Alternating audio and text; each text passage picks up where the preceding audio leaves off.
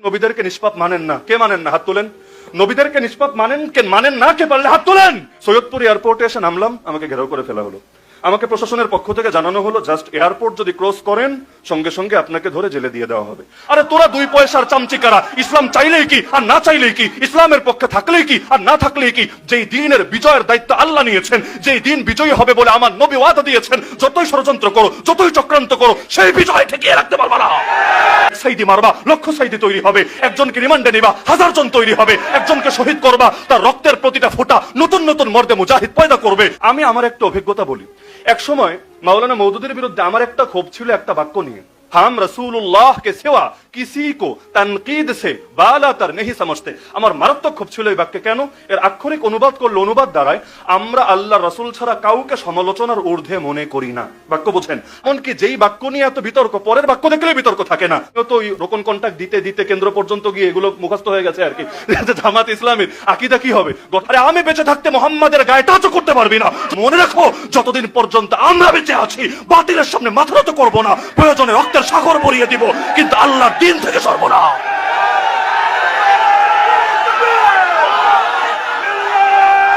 আসসালামু আলাইকুম দর্শক, কওমি আলেমেরা সৈয়দ আবুল আলা মওদুদী সাহেবকে ইহুদি খ্রিস্টানি থেকে নিকৃষ্ট মনে করেন।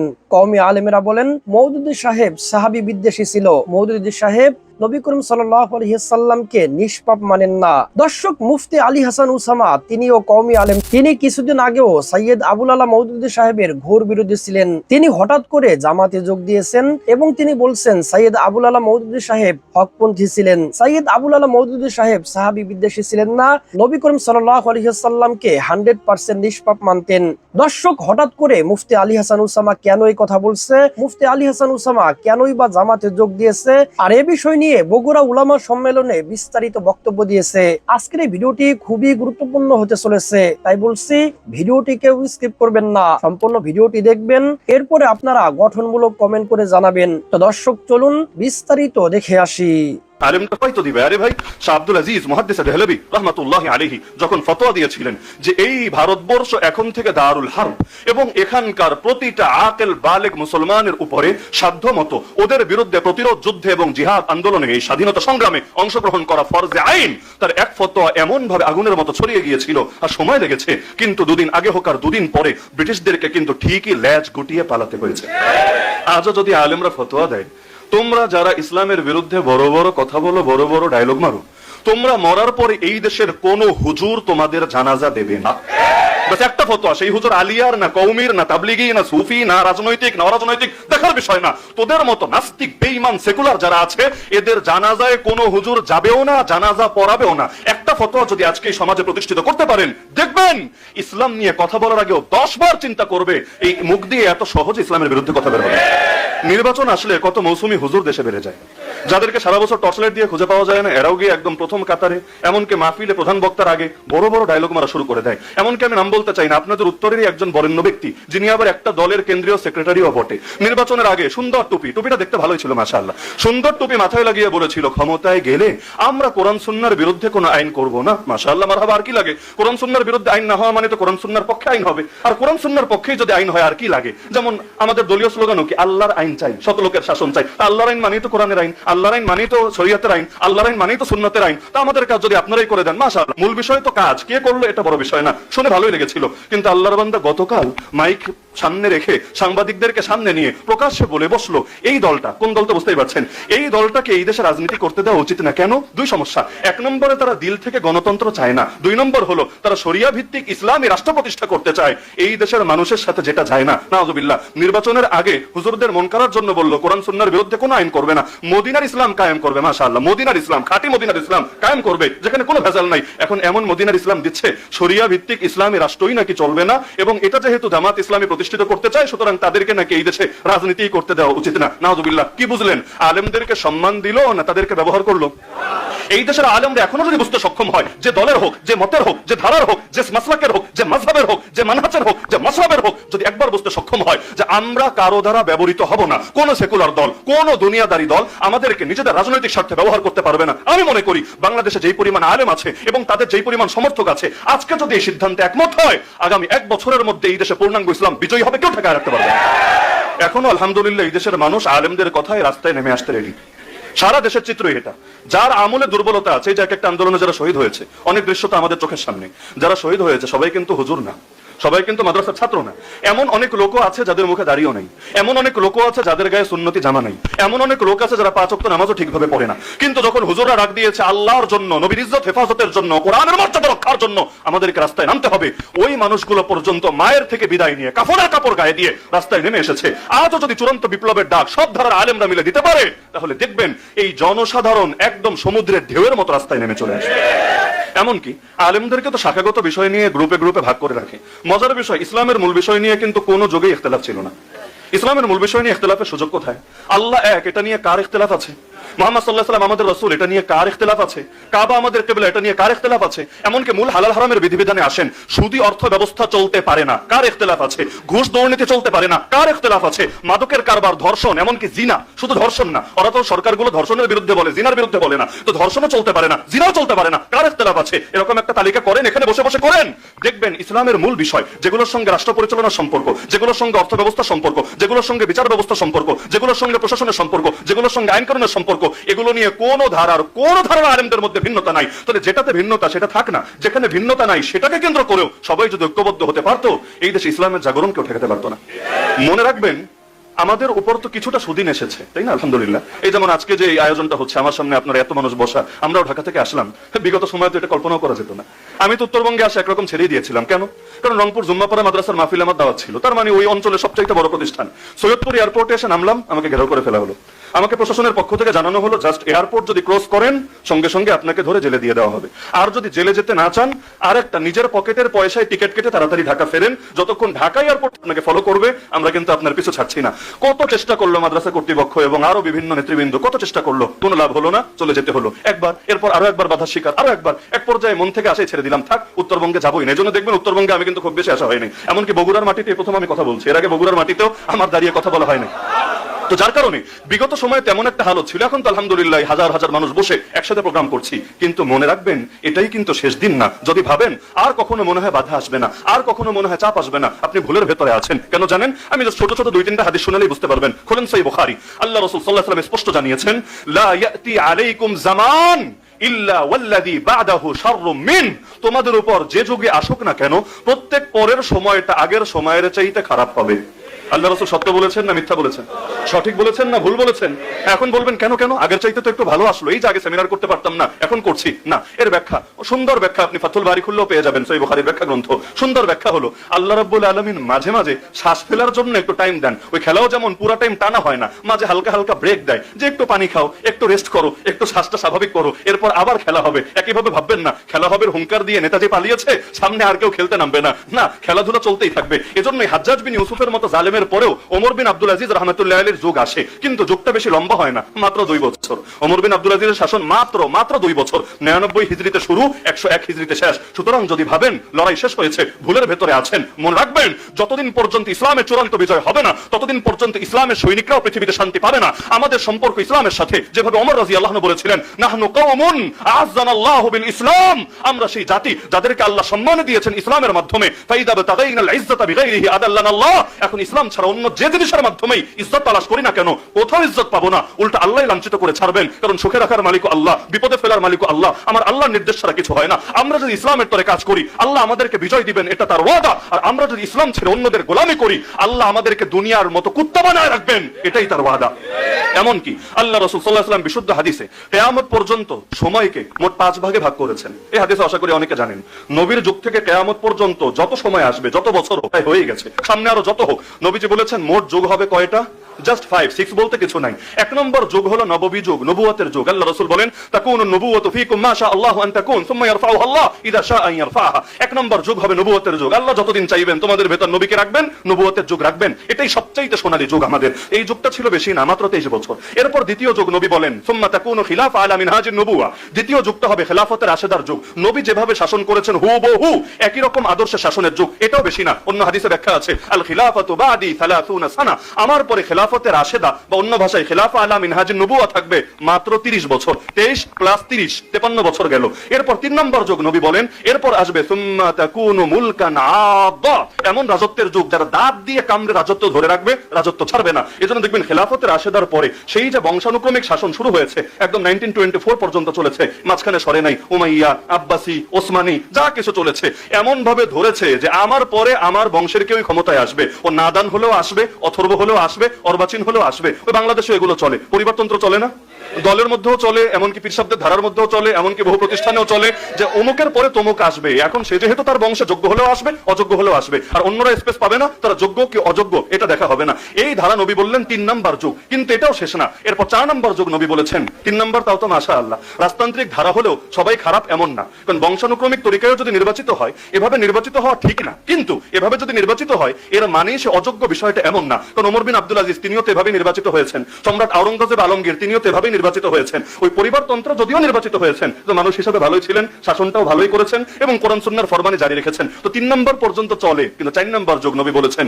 যেই যুগে আমি আছি, যেই যুগে আপনি আছেন, যেই যুগে আমরা সকলে আছি, 4 নম্বর যুগ নবী বলেন সুম্মা তাকুনু মুলকান জাবারিয়া। 4 নম্বর যুগ হবে জুলুমের যুগ, তাগুতি শাসনের যুগ, স্বৈরাচারের যুগ, ফ্যাসিবাদের যুগ, সারা দুনিয়া রক্ত ঝরানোর যুগ। এই যুগের ভেতরে আমরা আছি। এজন্য দেখবেন পৃথিবীর পূর্ব থেকে পশ্চিম, উত্তর থেকে দক্ষিণ, সারা দুনিয়ার দিকে নজর দেন, দেখবেন শুধু রক্ত আর রক্ত আর রক্ত। কার রক্ত? অন্য কোনো জাতির রক্ত, আমার বোনের রক্ত, মুসলিম জাতির রক্ত। আরাকানে তাকান, মুসলমানের রক্ত। কাশ্মীরে তাকান, মুসলমানের রক্ত। এমনকি আপনি সেই মালি, সোমালিয়া, আফ্রিকার কালো কালো দেশগুলোতে তাকান, মুসলমানের রক্ত। ইয়ামান, সিরিয়া এতকাল ধরেছে, মুসলমানের রক্ত। এমনকি এখনো পর্যন্ত ইরানে, প্যালেস্টাইনে ঝরছে মুসলমানের রক্ত। এই যে সারা দুনিয়ায় পৃথিবীর পূর্ব থেকে পশ্চিম, উত্তর থেকে দক্ষিণ শুধু মুসলমানের রক্ত ঝরছে, এটাও আমার নবীর ভবিষ্যৎবাণী, সেই 4 নম্বর যুগের অংশ। কিন্তু এটাই শেষ না, যুগ বাকি আছে আর কয়টা? একটা। তাহলে 4-এর মধ্যে যদিও পেরেশানিতে আছি, মানে রাত বাজে 3টা, রাস্তায় হাঁটতেও বড় ভয় লাগছে, কারণ এত রাত্রে তো ভয় লাগবেই, সঙ্গী নাই, আর কখন জানি কোন জীবজন্তু এসে হামলা করে, ছিনতাইকারী ধরে ফেলে, কি হয় না হয়। কিন্তু একদিকে ভয় আর একদিকে আশা। আশা কি জানেন? এই তো কিছুক্ষণ পরই ভোরের আলো উদিত হবে। কুল আউযু বিরাব্বিল ফালাক।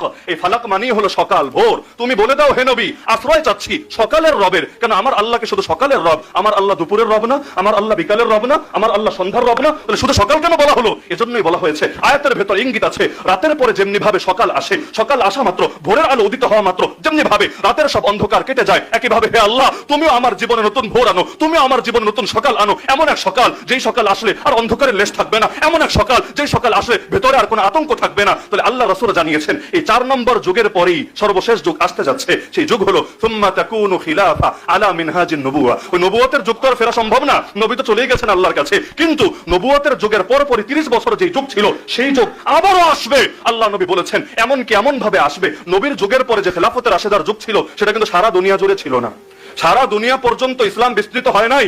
কিন্তু আগামী দিনে যে খেলাফতের রাশেদা আসবে, আমার নবী বলেছেন শহর বা গ্রামের একটা কাঁচা বা পাকা ঘরও বাকি থাকবে না যেখানে আমার আল্লাহ ইসলাম নিয়ে প্রবেশ করাবে না। আরে তোরা 2 পয়সার চামচিকারা, ইসলাম চাইলেই কি আর না চাইলেই কি, ইসলামের পক্ষে থাকলেই কি আর না থাকলেই কি, যেই দিনের বিজয়ের দায়িত্ব আল্লাহ নিয়েছেন, যেই দিন বিজয়ী হবে বলে আমার নবী ওয়াদা দিয়েছেন, যতই ষড়যন্ত্র করো, যতই চক্রান্ত করো, সেই বিজয় ঠেকিয়ে রাখতে পারবে না।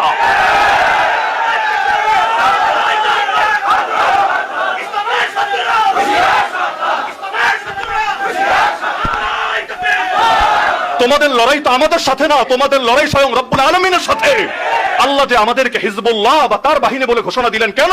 কারণ আলা ইন্না হিজবাল্লাহি হুমুল মুফলিহুন, আলা ইন্না হিজবাল্লাহি হুমুল গালিবুন। আরে যারা আল্লাহর বাহিনীতে নাম লেখায় তাদের জন্য সফলতা নির্ধারিত, যারা আল্লাহর বাহিনীতে নাম লেখায় তাদের জন্য বিজয় নির্ধারিত। তোমরা আমাদের হাতে হাত করা লাগাতে পারবা, আল্লাহর হাতে তো পারবা না। আমাদেরকে নিয়ে জেলে ভরতে পারবা, আল্লাহকে নিয়ে তো আর জেলে ভরতে পারবা না। আমাদেরকে ফাঁসির দড়ি গলায় তোমরা বরণ করতে পারবা, আল্লাহকে তো পারবা না। এজন্য এক সাইডি মারবা, লক্ষ সাইডি তৈরি হবে। একজনকে রিমান্ডে নিবা, 1000 জন তৈরি হবে। একজনকে শহীদ করবা, তার রক্তের প্রতিটা ফোঁটা নতুন নতুন মর্দে মুজাহিদ পয়দা করবে। কিন্তু ইসলাম জিন্দা হতা হয় আর কারবালা কে বাদ। তোমাদের প্রতিটা কারবালার পরে এই বাংলার মাটিতে আবারও ইসলাম মাথা উঁচু করে দাঁড়িয়ে যাবে।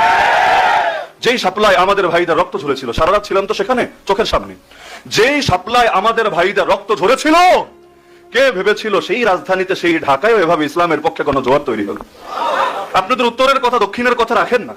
এক সময় ইসলামী দলগুলোর জন্য এটা স্বপ্ন ছিল, স্বপ্ন, যে বাংলাদেশের রাজধানীতে কোন একটা সিটে, একটা আসনে ইসলামের পক্ষে, আরে হুজুর বাদ দেন, কোন সাধারণ মানুষও, কিন্তু ইসলামী কোন দলের পক্ষে পার্লামেন্ট মেম্বার হবে, এটা স্বপ্ন ছিল, স্বপ্ন। কিন্তু আলহামদুলিল্লাহ এত ইঞ্জিনিয়ারিং এর পরে, এত মেকানিজমের পরে, এত কিছুর পরে শুধু আমাদের এক ঢাকা উত্তরেই আল্লাহ কি পরিমাণ আসন দিয়েছেন আপনি দেখেন, খোঁজ নেন। এক ঢাকার মধ্যে, এমন কি ঢাকার মানুষরা বিরক্ত, আমরা ভোট দিলাম আপনারা রাখতে পারলেন না কেন? উল্টা আমাদেরকে বলে আমরা দিলাম। আমি এক দোকানে ফল কিনতে গেলাম, দোকানদার বলে হুজুর অন্যরা তো তাও অটো ভাড়া দিয়ে নিয়ে যায়, পকেটে আবার এক বেলার খাবারের টাকাও দিয়ে দেয়, আপনারা তো কিছু দিলেন না, দিলেনই না। আমি দোকান বন্ধ রেখে আমার বউরেও নিজে নিয়ে গেলাম, সারাদিন সিরিয়াল ধরে ভোটটা দিলাম। এমনকি মজার বিষয় কি হুজুর জানেন, আপনাদের এমপিরে কিন্তু আমি একদিন দেখিও নাই, চিনিও না। আমি শুধু চিনিয়েছি দাড়িপাল্লা, বাস গিয়ে দাড়িপাল্লায় সিল মেরে দিয়েছি। আমি আপনাদের এমপিরে চিনিও না, এবং তিনি হয়তো কোনোদিন আমার সাথে হয়তো দেখাও হবে না বা আমাকে চিনবেনও না। কিন্তু দেখেন আমরা তো ঠিকই করলাম, কিন্তু অনেক জায়গায় তো এটা রক্ষা হলো না। আমি বললাম ইদা আরাদাল্লাহু শাইআন হাইয়া আলাহু আসবাবা, আমার আল্লাহ যখন কোনো কিছুর ইরাদা করেন, আল্লাহ নিজেই সেটার আসবাব আর উপায় উপকরণ নিজেই তৈরি করেন। তার মানে আমার আল্লাহ হয়তো এই দেশেও ইসলামের চূড়ান্ত বিজয়ের ফয়সালা করে দিয়েছেন। এজন্য প্রজন্মের ভেতরে ইসলাম পন্থীদেরকে নেতৃত্বে দেখার এক অদম্য বাসনা আল্লাহ নিজেই তৈরি করে দিয়েছেন। এমনকি ডাইরেক্ট ক্ষমতায় না নিয়ে আল্লাহ বিরোধী দল বানিয়েছেন। আমি মনে করি এটাও আমার আল্লাহর এক মহাপরিকল্পনার অংশ, কারণ পৃথিবীর বহুদের সাক্ষী ডাইরেক্ট হুট করে ক্ষমতায় গিয়ে অনেকে কন্ট্রোল করতে পারেনি, কারণ অভিজ্ঞতার একটা ব্যাপার আছে। অনেক কিছু এমন যেটা হুট করে দিয়ে দিলে সামলানো যায় না, বরং ধীরে ধীরে হাতে কলমে শিখে শিখে করলে ওই জিনিসটা সুন্দর করা যায়। মনে করেন এখানে অনেক মাদ্রাসার প্রিন্সিপাল আছেন, যেদিন প্রথম স্টুডেন্ট লাইফ শেষ করে কর্মজীবনে এসেছিলেন, প্রথম দিনে যদি আপনাকে প্রিন্সিপাল বানিয়ে দেওয়া হতো, হয়তো আপনি এটা সামলাতে পারতেন না, উল্টো বদনাম হয়ে যেত। আর আস্থা অর্জন করা কঠিন, আস্থা নষ্ট হওয়া সহজ। আস্থা অর্জন করতে সময় লাগে, নষ্ট হতে বেশি কিছু লাগে না। সারা জীবনের অর্জন ওই একদিনের মধ্যেও শেষ হতে পারে। তো যার কারণে আমার আল্লাহ ধীরে ধীরে হাতে কলমে প্রশিক্ষণ দিয়ে দিয়ে অভিজ্ঞ বানিয়ে বানিয়ে, আমি আশাবাদী যখন একবার ক্ষমতায় নিবেন আর জাতি যখন ইসলামের মজা পেয়ে যাবে, তখন ওরা যত বড় ডায়লগ মারুক না কেন, হলুদ কার্ড না, জাতি ডাইরেক্ট লাল কার্ড খালি দেখাতে থাকবে। এজন্য আগামী দিন ইসলামের যে বড় বিপ্লব হতে যাচ্ছে, এক্ষেত্রে সবচেয়ে বেশি অবদান যারা রাখতে পারে তারাই হলো এই উলামায়ে কেরাম। কেন? উলামারা শুধু এই কথাটা মাথায় বসাতে হবে যে আমরা কারো দ্বারা ব্যবহৃত হব না। কারণ টিস্যু কিনতে ভাই ভালোই টাকা লাগে। এই যে প্যাকেটটা, এটার দামও কত, অন্তত ধরেন 75 টাকা, 75, কম না, ভালো টাকা। কিন্তু যখন এটা কিনতে টাকা লাগলো, রাখাও হলো দয়া করে মায়া করে, কিন্তু যখন ব্যবহার শেষ হয়ে গেল, এটার আর কি দাম থাকে? ব্যবহার শেষে সুন্দর মতো এটা মানুষ ওই কমোডে ফেলে দেয় বা ডাস্টবিনে ফেলে দেয় এবং এটাকে বিদায় করে দেয়, এমনকি এটাকে পকেটেও নিয়ে ঘুরে বেড়ায় না। সুতরাং আল্লাহর ওয়াস্তে সেকুলারদের টিস্যু হয়েন না, না হলে দেখবেন এক এক নির্বাচন আসলে আপনার কদর বাড়বে, পকেট ভরবে, আর এক এক ফতোয়া দিলেও মাশাআল্লাহ আড়ালে আড়ালে বিভিন্ন বান্ডিল এসে পৌঁছবে। কিন্তু দেখবেন একবার যদি গদি পাওয়া যায়, আপনি আর কেডা, তখন আর আপনারা লাগবে না, আপনার নামও তখন উচ্চারণ করবে না, আপনার পক্ষে তখন কাজও করবে না। সুতরাং আলেমরা ঐক্যবদ্ধ হয়ে যান না। হ্যাঁ, ভুল কার নাই রে ভাই, কেউই তো মাসুম না, কোন দলও মাসুম না, কোন নেতাও মাসুম না, কোন ব্যক্তিও মাসুম না। মাসুম তো একমাত্র নবী রাসূলরা, এছাড়া কেউই তো মাসুম না। তাহলে ভুল আমারও থাকবে, ভুল আপনারও থাকবে, কিন্তু ভুল কয়টা? আপনি ভুল নিয়ে যদি পড়ে থাকেন, পৃথিবীতে কখনো ঐক্যবদ্ধ হতে পারবেন না। ওমর রাদিয়াল্লাহু আনহু বলেছেন, লা ইসলামা ইল্লা বিজামাআ ওয়ালা জামাআতা ইল্লা বিইমারা ওয়ালা ইমারাতা ইল্লা বিতাআ। কোন ইসলাম নাই জামাত ছাড়া। অনেকে আবার মিডিয়া কাট করে দিবে জামাত ইসলামী ছাড়া কোনো ইসলাম নাই, এটা বলি নাই। জামাত মানে হলো ঐক্যবদ্ধ দল, ঐক্যবদ্ধ দল ছাড়া কোনো ইসলাম নাই। আমিরুল মুমিনিন ওমর রাদিয়াল্লাহু আনহু বলেছেন, তো ইসলামের জন্য ঐক্য লাগবে নাকি লাগবে না? ওয়া তাসিমু বিহাবলিল্লাহি জামিআ ওয়ালা তাফাররাকু। সকল ঐক্যবদ্ধভাবে আল্লাহর রশিকে, আল্লাহর রশি মানে দ্বীন, আল্লাহর রশি মানে কোরআন, আল্লাহর রশি মানে শরিয়া, তোমরা এটাকে আঁকড়ে ধরো ঐক্যবদ্ধভাবে। ওয়ালা তাফাররাকু, ফিরকায় ফিরকায় ভাগ হয়ে যেও না। এমনকি মজার বিষয় কি জানেন, যারা ভাগ হয়ে গিয়েছে ওনাদেরকে অনেক কিছু আমরা অভিজ্ঞতার সাক্ষী। মনে করেন একটা বছর তো কাশিমপুর হাই সিকিউরিটি কারাগারে কাটিয়েছি, এমনকি দেয়ালের ওপার আর ওপার, দেয়ালের ঠিক ওপারই 2 নাম্বার জেল, যদিও নাম্বারে হাই সিকিউরিটি 4 আর ওইটা নাম্বারে 2, কিন্তু মাঝখানে জাস্ট 2টা দেয়ালের পার্থক্য। দেয়ালের ওপারই ছিলেন মুফাসসিরে কোরআন আল্লামা দেলোয়ার হোসেন সাইদুর রাহমাতুল্লাহ আলাইহি। এবং স্বপ্ন দেখতাম যে একদিন ইনশাআল্লাহ আমিও বের হব, তিনিও বের হবেন, সামনাসামনি বসে তাফসীর শুনবো। যদিও সৌভাগ্য আর হয় নাই, আল্লাহ তাআলা তাকে এর আগেই শাহাদাতের মর্যাদা দান করেছেন। তো ওই সময় জেলের মধ্যে আমরা দেখতাম যেই মানুষগুলো এত বছর মাইক পেলে একজন আরেকজনের 14 গোষ্ঠী উদ্ধার করতো, একজন আরেকজনের ফতোয়া দিয়ে জাহান্নামের টিকিট ধরায় দিত, ওই মানুষগুলো মাশাআল্লাহ এক প্লেটে খাচ্ছে, একজন অসুস্থ হলে আরেকজন সেবা করছে, কখনো একজন আরেকজনকে বলছে যে আমি কাপড়টাও ধুয়ে দিব কিনা। এই যে এক মিল মহাব্বত, এমনকি এবার যে সবচাইতে বেশি ঐক্য দেখেছেন, ঐক্যের যে নজির দেখেছেন, এরও সবচাইতে বড় ক্রেডিট হলো জেলখানার। হাসিনা জেলখানায় ঢুকিয়েছিল যে হুজুরদের কিছুটা আরো শক্তিশালী হয়ে ফিরে এসেছে, কারণ একসঙ্গে থাকতে থাকতে মিল মহাব্বত বেড়েছে। একই রকম দৃশ্য দেখে আরাফার ময়দানে ওই হজে যারা যায়, আলহামদুলিল্লাহ যে যেই দলের হোক, যে যেই ধারার হোক, যে যেই মতের হোক, সুন্দর ঐক্যবদ্ধ হয়ে যায় এবং কোনো ধরনের ভেদাভেদ থাকে না। এমনকি মজার বিষয়, একজন ব্যক্তি, আমি নাম বলার দরকার নেই, ইঙ্গিত দেওয়ার দরকার নেই, একজন ব্যক্তি হজের সফরের মাত্র কয়দিন আগে আমার বিরুদ্ধে মাইকে বড় ফতোয়া দিয়েছেন। কাকতালীয় ভাবে মাগরিবের নামাজ পড়া করার পরে আমি তওয়াফ করব এবং তিনি মাগরিবের আগে তওয়াফটা মাত্র শেষ করেছেন। তো নামাজ শেষ করে আমি তওয়াফ শুরু করবো, আরেকজন আলেম আমাকে বলছেন এই যে অমুক হুজুর। আমি বললাম আচ্ছা আলহামদুলিল্লাহ। তা আমি ওনাকে সালাম দিলাম। উনি প্রথমে একটু দেখেও না দেখার ভান করে চলে যেতে চেয়েছেন, কিন্তু যেহেতু সালামটা দিয়ে ফেলেছি জায়গায় দাঁড়িয়ে গিয়েছেন, জবাব দিলেন, হাত মিলালেন। যে প্রসঙ্গে কথাটা টানলাম একদম কাবাটা পাশে, তিনি এবার ওই যুবক আলেম যিনি তাকে দাঁড় করিয়েছেন তাকে বললেন, আরে এই জায়গায় তো আমরা সবাই এক, এই জায়গায় তো আমরা সবাই এক। আমার দিলে খুব ভালো লাগলো, যাক আলহামদুলিল্লাহ। তার মানে বাংলাদেশে আমরা বিরুদ্ধে থাকলেও একজনের 14 গোষ্ঠী উদ্ধার করলো, কাবা যেহেতু একটা, এখানে তো আমার দিলগুলো এক আলহামদুলিল্লাহ। ওই কাবার ঐক্য, আরাফার ঐক্য, মিনার ঐক্য আর কাশিমপুরের ঐক্য, জেলখানার ঐক্য, এইটারই যদি দেশ সামাজিক ভাবে প্রতিষ্ঠা করতে পারি, ইনশাআল্লাহ এই দেশে আলেমদের ঐক্য আর ইসলামের বিজয়কে ঠেকাতে পারবে না। অনেক কিছু এমন যেটা কাছাকাছি বসলে সমাধান হয়, কিন্তু দূরে দূরে থেকে কখনোই সমাধান হয় না। আমি জাস্ট একটা উদাহরণ দিয়ে বুঝে ফেলবেন। এখন তো এগুলো সংসদে বড় বড় গলে আলোচনা হয়, যদিও যারা আলোচনা করে নিজেরা পড়াশোনা করেছে তা না, ওই যোগ্যতা তাদের নাই, তাদেরকে আমাদের কোনো জাতি ভাই সরবরাহ করেছে, কাগজপত্র দিয়েছে যে এইটা দুর্বল পয়েন্ট, এখানে আপাতত আঘাত করেন। আর তিনিও চিন্তা করেছেন যাক আঘাত করলেও কেউ হয়তো এখানে কাউন্টার দিতে পারবে না, আর বাইরে দিলেও ওই বাইরের কাউন্টার আর ভেতরে কাউন্টার ত্যাগ হবে না। যাই হোক, যে কোনো চিন্তা থেকে তিনি করেছেন। আমি আমার একটা অভিজ্ঞতা বলি। এক সময় মাওলানা মওদুদের বিরুদ্ধে আমার একটা ক্ষোভ ছিল একটা বাক্য নিয়ে, মারাত্মক ক্ষোভ, আগুনের মতো ক্ষোভ। কোন বাক্য? যেটা তার গঠনতন্ত্রে লেখা আছে, দস্তুরে জামাত ইসলামী, যদিও বাংলা অনুবাদে চেঞ্জ হয়েছে। বাংলা অনুবাদে দেখবেন ওই আকীদার অংশে একটা বাক্য আছে যে আমরা আল্লাহ রাসূল ছাড়া কাউকে ভুলের ঊর্ধ্বে মনে করি না। 19তম সংশোধনী, 2019-এ যে লাস্ট সংশোধনী হয়েছে, 21 না 22তম, সেটার মধ্যে এটা আছে, আমরা আল্লাহ রাসূল ছাড়া কাউকে ভুলের ঊর্ধ্বে মনে করি না। কিন্তু মাওলানা মওদুদের বাক্য এটা ছিল না। ওনার বাক্য ছিল হাম রাসূলুল্লাহকে সেবা কিসি কো তানকিদ সে বালাতার नहीं समझते। যারা উর্দু বোঝেন আশা করি বোঝার কথা। হাম রাসূলুল্লাহকে সেবা কিসি কো তানকিদ সে বালাতার नहीं समझते। আমার মারাত্মক ক্ষোভ ছিল এই বাক্যে। কেন? এর আক্ষরিক অনুবাদ করলে অনুবাদ দ্বারায় আমরা আল্লাহ রাসূল ছাড়া কাউকে সমালোচনার ঊর্ধ্বে মনে করি না। বাক্য বুঝেন, আমরা আল্লাহ রাসূল ছাড়া কাউকে সমালোচনার ঊর্ধ্বে মনে করি না। আমার ক্ষোভের পয়েন্ট কি ছিল? তার মানে আপনি সাহাবীদেরকে সমালোচনার ঊর্ধ্বে মনে করেন না, তার মানে সাহাবীদের সমালোচনাকে বৈধ মনে করেন, তার মানে আপনি সাহাবী বিদ্বেষের বীজ এখানে লাগিয়ে দিচ্ছেন। মারাত্মক ক্ষোভ ছিল। কিন্তু ক্ষোভটা দূর হলো কিভাবে? ওনার জীবদ্দশায়, এটা পরে পেয়েছি পড়তে গিয়ে, ওনার জীবদ্দশায় একজন আমাকে প্রশ্ন করেছে, নাউযুবিল্লাহ, আপনি কিভাবে এই বাক্য দিয়ে সাহাবীদের বৈধতা দিলেন? কারণ তানকিদ মানে সমালোচনা, আর আপনি বললেন নবী ছাড়া কেউ সমালোচনার ঊর্ধ্বে না। তিনি জবাব দিলেন, আরে পাগল, এটা আরবি তানকিদ, উর্দু তানকিদ না। মানে কি? একই জিনিস, কখনো ভাষা চেঞ্জ হলে অর্থ চেঞ্জ হয়ে যায়। আরবি তানকিদ দ্বারা তিনি ব্যাখ্যা করেছেন যে এর মানে হলো পর্যালোচনা, সমালোচনা না। তার মানে কি? মানে হলো অন্ধের মতো আনুগত্য আর অন্ধভাবে অনুসরণ, এটা নবীর জন্য প্রযোজ্য।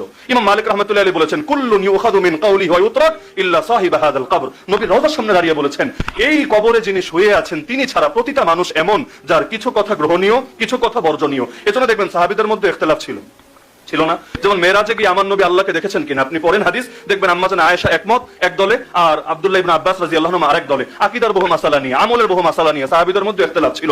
এখন যদি বলেন কোন সাহাবীর একক মত, হাতারা সর্বসম্মত হলে ইজমা তো শরীয়তের দলিল, কোরআন হাদিসের পরে সবচাইতে বড় দলিলই হলো ইজমা। কিন্তু এককভাবে তাদের যে কারো মতই যদি প্রতিটা ক্ষেত্রে অন্ধ আনুগত্যের উপযুক্ত হয়, তাহলে যেখানে ইখতিলাফ হয়েছে সেখানে হবে কি? এজন্য তিনি ব্যাখ্যা দিয়েছেন যে আমি তানকিদ বলতে পর্যালোচনা বুঝাই। মানে কি? যে কোন সাহাবীর যদি একক মত পাই, সর্বসম্মত মত না, আমি এটাকে দলিলের সাথে মিলিয়ে দেখি, কোরআনের সাথে মিলাই, হাদিসের সাথে মিলাই। যদি উসুলের সাথে মিলে যায় আলহামদুলিল্লাহ, এটা মেনে নেই। যদি দেখি না, নবী বলেছেন একটা আর কোন সাহাবীর একটা বিচ্ছিন্ন মত পাওয়া গিয়েছে, আমি এই ক্ষেত্রে দলিলের আলোকে ওইটাকে প্রাধান্য দেই। এজন্য আমি তানকিদ বলেছি। না হলে সমালোচনা তো আমি কোন মুসলমানের করাই বৈধ মনে করি না, সাহাবী তো দূরের কথা। তিনি ব্যাখ্যা দিলেন। এই ব্যাখ্যাটা পরে আমি চিন্তা করলাম, হায় আল্লাহ, এতকাল তো আমিও তো তানকিদকে উর্দু তানকিদ ধরে তার বিরুদ্ধে এই ক্ষেত্রে ক্ষোভটা লালন করলাম, কিন্তু দেখলাম এখানে তো তিনি ভিন্ন ব্যাখ্যা দিয়েছেন। এরকম বহুত উদাহরণ দেওয়া যাবে। সংসদে দাঁড়িয়ে মেয়ারে হক ইস্যু টানা হলো না? সাহাবায়ে কেরাম সত্যের মাপকাঠি কিনা? শব্দটা তো আসলেই জটিল ব্যাপার, কিন্তু মজার বিষয় হলো শব্দের মারপিট করে কি হবে? কে বললো লাউ, কে বললো কদু, কে বললো ইসা মাছ, কে বললো চিংড়ি মাছ, এটা দিয়ে কি হবে? মূল বিষয় তো হলো মূল জিনিসটা মেনে নিলেই চলবে। এখন উনি মেয়ারে হক মানেন না, কথা সত্য। আবার আমাদের আকাবির ওলামায়ে দেওবন্দ তারা নবী পাশাপাশি সাহাবীদেরকেও মেয়ারে হক বলে, কথা সত্য। কিন্তু একটু ব্যাখ্যাটা যদি আপনি সামনে রাখেন, যে শব্দে দুইজন দুই দল, কোনো সন্দেহ নাই, কিন্তু ব্যাখ্যা কি? ব্যাখ্যায় গিয়ে দেখি অনেকটাই যেউলাও সেই কদু। বলবেন কিভাবে? জাস্ট উদাহরণ দেই। একদল বলে নবীরা গায়েব জানে, আছে না? সুন্নি ভাইরা বলে। আর আমাদের হুজুররা বলে নবী গায়েব জানে না। যে বলে নবী গায়েব জানে তাকে জিজ্ঞেস করেন, আচ্ছা নাউযুবিল্লাহ, তাহলে তোর কথায় তো আল্লাহ নবী এক হয়ে গেল কিভাবে? আল্লাহ গায়েব জানে, নবীও গায়েব জানে, আল্লাহর জ্ঞানেরও সীমা পরিসীমা নাই, তাহলে নবীর জ্ঞানেরও সীমা পরিসীমা নাই, এটা তো শিরক। সে বলবে নাউযুবিল্লাহ, নাউযুবিল্লাহ, তওবা তওবা। অনেকে তো গাল চাপড়ায় তওবা করে না, বলবে তওবা তওবা। আমি তো এটা বুঝাই নাই। তাহলে কি বুঝাইলা? আমি তো বুঝিয়েছি নবী এমন অনেক খবর দিয়েছেন যেটা আমরা চোখ দিয়ে দেখবো না, কান দিয়ে জানি না, যেটা আমরা অন্তর দিয়েও ভাবতে পারি না, আকুলেও ধরে না, কিন্তু এমন অনেক কিছু নবী বলে গিয়েছেন। যেমন দাজ্জালের সংবাদ, নবী ঈসার আগমনের সংবাদ, মাহদির সংবাদ, কিয়ামতের সংবাদ, জান্নাত জাহান্নামের সংবাদ, এগুলো তো সব গায়েব। নবী এগুলো তাহলে বললেন কিভাবে? না জানলে তার মানে আল্লাহ তাকে জানিয়েছেন, তার মানে তার কথার অর্থ দাঁড়াচ্ছে নবীরে গায়েব জানে, এর মানে এটা না আল্লাহ সমান বানিয়েছে, বরং সে বোঝাতে চায় যে আল্লাহ নবীকে গায়েবের অনেক এলেম ঢেলে দিয়েছে, এমনকি আমরা সবাই মিলে যা জানি, সৃষ্টির শুরু থেকে শেষ সবাই মিলে যা জানে, নবীকে আল্লাহ এর চাইতেও বেশি এলেম দিয়ে দিয়েছে। এবার আমরা যারা বলি নবী গায়েব জানেন, এদেরকে জিজ্ঞেস করেন, ছি তাহলে তুই কি বলতে চাস যে নবী জান্নাত জাহান্নামের খবর দেয় নাই, কবরের খবর দেয় নাই, এবং ইমাম মাহদি দাজ্জাল ঈসা এই খবরগুলো দেয় নাই? বলবেন হাউজুবিল্লাহ, আমরা তো এটা বলি না। তাহলে কি বলো? আমরা বলি আল্লাহ নবীকে যা জানিয়েছেন নবী তা জানেন, আল্লাহ নবীকে যা জানান নাই নবী নিজের থেকে জানেন না। তার মানে আল্লাহর জ্ঞান নিজস্ব আর নবীর জ্ঞান আল্লাহর দেওয়া। একইভাবে আল্লাহ হলেন, আল্লাহর জ্ঞানের সীমা নাই আর নবীর জ্ঞানের তো অবশ্যই সীমা পরিসীমা আছে। তাহলে ঘুরে ফিরে দাঁড়াচ্ছে কি, এ বলছে একভাবে ও বলছে আরেকভাবে, তো ব্যাখ্যা আসলে দেখা যাচ্ছে দিন শেষে একই হয়ে যাচ্ছে। এজন্য মারিফুল কোরআন পড়লেও দেখবেন মুফতি শফি আলাইহির রহমা এভাবে বলতে নিষেধ করেছে যে ডাইরেক্ট বইল না নবী গায়েব জানে না, এতে কেউ কেউ ভুল অর্থ দাঁড় করাতে পারে। এজন্য আমিও বলি কিভাবে, আমি আপনাদেরকে শোনাচ্ছি, আপনারা সবাই উলামায়ে কেরাম আমার ভুল হলে ধরায় দিয়েন। আমিও বলি এভাবে যে নবী ওই গায়েবগুলো জানতেন যেগুলো আল্লাহ তাকে জানিয়েছেন, আর আল্লাহ যা জানান নাই নবী নিজের থেকে তা জানেন না। এজন্য জিবরিল আলাইহিস সালাম এসে প্রশ্ন করলো কিয়ামত কবে, নবী বলল আরে প্রশ্নকারীর চাইতে যারে প্রশ্ন করলা সে বেশি জানে না। তো আমি যেভাবে বললাম বিতর্ক খতম হয়ে যায় কিনা? যারা বলছেন সাহাবায়ে কেরাম মেয়ারে হক, সত্যের মাপকাঠি, তাদেরকে জিজ্ঞেস করেন এর মানেটা কি, এর অর্থটা কি? তারা বলবেন এর অর্থ হলো আমাদের ঈমান সাহাবীদের ঈমানের মতো হতে হবে, আমাদের আমল সাহাবীদের আমলের মতো হতে হবে, আমাদের চরিত্র সাহাবীদের চরিত্রের মতো হতে হবে, আমাদের দ্বীনের বুঝ সাহাবীদের দ্বীনের বুঝের মতো হতে হবে। এক কথায় তারা আমাদের জন্য আইকন হবেন, মডেল হবেন, আদর্শ হবেন, অনুকরণীয় হবেন। এটাই তো, নাকি ভিন্ন মতো সুযোগ আছে? এটাই তো। এবার আপনি মাওলানা মওদুদীকে জিজ্ঞেস করেন, আচ্ছা আপনি কি সাহাবীদেরকে আদর্শ মানেন না? আমাদের ঈমান তাদের ঈমানের মতো হওয়া লাগুক, এটা আপনি মানেন না? আমাদের আমল তাদের আমলের মতো হওয়া লাগুক, এটা মানেন না? তিনি বলবেন অবশ্যই মানি। এমনকি যেই বাক্য নিয়ে এত বিতর্ক, পরের বাক্য দেখলে বিতর্ক থাকে না। তিনি বলেছেন আমরা নবী ছাড়া কাউকে মেয়ারে হক মানি না, কিন্তু আমরা এই মূলনীতিতে সবাইকে মেপে দেখি এবং যার যতটুকু প্রাপ্য সেটা মেপে দেখি। এবং তিনি নিজেই বলেছেন সাহাবায়ে কেরাম এই মানদণ্ডে শতভাগ উত্তীর্ণ।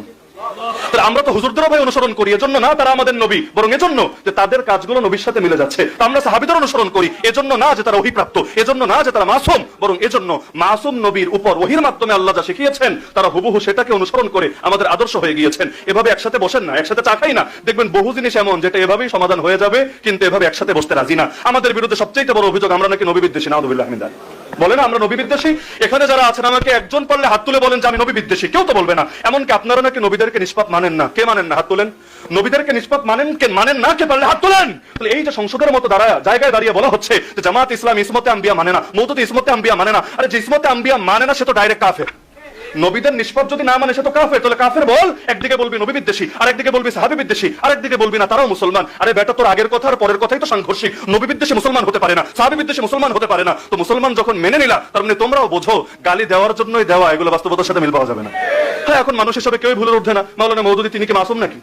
তিনি কি মাসুম নাকি? তার ভুল নাই? কে বলবে তার ভুল নাই? জামাত ইসলামী করে এমন কোন লোক বলবে না তার ভুল নাই। তার ভুলের দায় তার, আর তার সঠিকের হিসাবও তার। আমাদের জন্য তিনি কোন আকীদার ইমামও না, মাযহাবের ইমামও না। এজন্য গঠনতন্ত্র খুলেই দেখেন না, লেখা আছে জামাতের কর্মীদের আকীদা কি হবে। আমিও তো ওই রোকন কন্টাক্ট দিতে দিতে কেন্দ্র পর্যন্ত গিয়ে এগুলো মুখস্থ হয়ে গেছে আর কি। জামাত ইসলামীর আকীদা কি হবে গঠনতন্ত্রের দ্বিতীয় ধারায় কিন্তু লেখা আছে কোরআন এবং সহিহ হাদিসে বর্ণিত যা সেটাই হবে আমাদের আকীদা।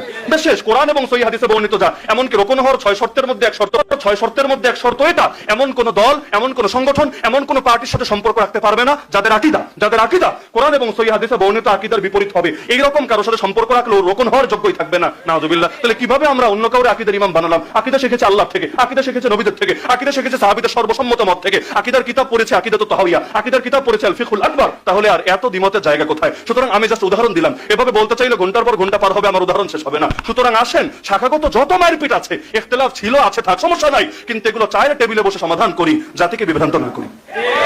যেই জিনিস পাশে বসে সমাধান করা যায় এটার জন্য সেমিনার করা লাগবে কেন? যেই জিনিস পাশে বসে সমাধান করা যায় এটার জন্য মাইক লাগাতে হবে কেন? সুতরাং আসেন, জাতির বড় দুর্দিন রে ভাই, প্রায় 300 বছর হতে চললো ইসলামের শাসন নাই। কয় বছর? প্রায় 300 বছর। 1757-তে ওই 1204-5 ইসলাম ঢুকলো, আর 1757-তে নবাব সিরাজউদ্দৌলার পতনের মাধ্যমে এই অঞ্চল থেকে চিরতরে ইসলামী শাসন সমাপ্ত হয়ে গেল। এরপর ব্রিটিশ যুগ গেল, পাকিস্তানি যুগ গেল, বাংলাদেশের বয়স 50+ হয়ে গেল। এখনো পর্যন্ত এক দিনের জন্য, এক মিনিটের জন্য, এক সেকেন্ডের জন্য ইসলাম কায়েম হয় নাই। সুতরাং আসেন, সব দল ভুলে, সব মত ভুলে আমরা আগে ইসলামটাকে প্রতিষ্ঠিত করি। এরপর আপনার সাথে আমার কি ভিন্ন মত, আমার সাথে আপনার কি ভিন্ন মত, সমাধান করা যাবে। মূলে যেহেতু ভিন্ন মত নাই, আসেন আগে মূলটাকে সবাই মিলে আঁকড়ে ধরি। পারবেন তো ইনশাআল্লাহ? আমি আজও বিশ্বাস করি, মনে প্রাণে বিশ্বাস করি, সব আলেম আলেমরা যদি মনের উপর ঐক্যবদ্ধ হয়ে যায় এবং তারা যদি অন্তত আবু তালেব যে মুসলমান ছিল না ওই আবু তালেবের মতো বলতে পারে, আরে আমি বেঁচে থাকতে মুহাম্মাদের গায়ে টাচও করতে পারবি না, যদি মুহাম্মাদের ক্ষতি করতে হয় আমার কবরের উপর পাড়া দিয়ে যেতে হবে, হাত্তা তুরাবি দাফিনা। এটা ছিল আবু তালেবের বাক্য। আরে কোন হুজুরের মতো না হলেও অন্তত আবু তালেবের মতো হুঙ্কার দেন না। আছে যতদিন আমাদের ভেতরে প্রাণ আছে, যতদিন সেই প্রাণে স্পন্দন আছে, যতদিন ধমনীতে রক্ত প্রবাহিত আছে, তোমরা যতই ষড়যন্ত্র করো, যতই চক্রান্ত করো, এই দেশ থেকে ইসলামী বিপ্লবের বীজ তোমরা সরাতে পারবা না। এমনকি আমাদের হাতে প্রয়োজনে হাত করা পড়ো, আমাদেরকে নিয়ে জেলে ভরে দাও, আমাদেরকে গুম করো, আমাদেরকে খুন করো, প্রয়োজনে আমাদের স্ত্রীরা বিধবা হোক, আমাদের সন্তান এতিম হোক, আমাদের বাপের কোল খালি হোক, মার চোখ থেকে পানি ঝরুক, কিন্তু মনে রাখো যতদিন পর্যন্ত আমরা বেঁচে আছি বাতিলের সামনে মাথা নত করবো না, প্রয়োজনে রক্তের সাগর ভরিয়ে দিব, কিন্তু আল্লাহর দিন থেকে সরবো না।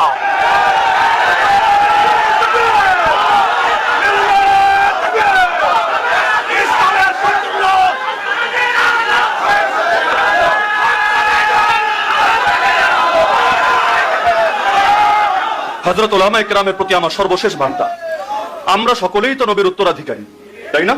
নবীর উত্তরাধিকারী এটা হিসাবে নিয়েন না, দায়িত্ব হিসাবেও নেন। নবীর উত্তরাধিকারী খালি মর্যাদা না যে চিনোস আমার বেটা আমি তো নবীর উত্তরাধিকারী না, ওই ফজিলত আমাদের মার্কেটিং করা লাগবে না, দায়িত্ব হিসাবে নেন। নবীর দায়িত্ব ছিল যা, আমাদেরও দায়িত্ব হবে তা।